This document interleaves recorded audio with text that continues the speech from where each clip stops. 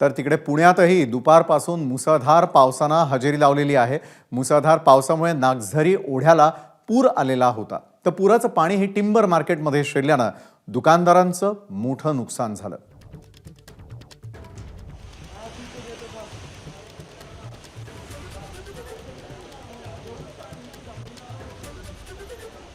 तर पुण्यामध्ये देखील आज दमदार पावसानं हजेरी लावलेली होती। दमदार पावसामुळे अनेक ठिकाणी पाणी साचल्याच्याही घटना घडल्या। तर पुण्यामध्ये दमदार पावसानं हजेरी लावल्यानंतर नागझरी ओढ्याला पूर आलेला होता। टिंबर मार्केट परिसरात पाणी शिरल्यानंतर मात्र अनेक दुकानदारांचं मोठ्या प्रमाणात नुकसान झालं होतं।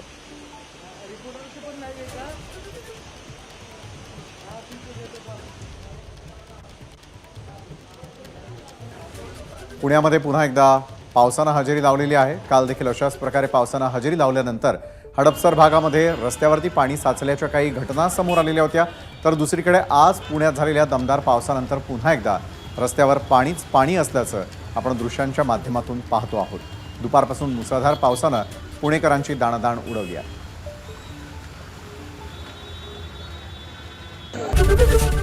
एबीपी माझा, उघडा डोळे बघा नीट।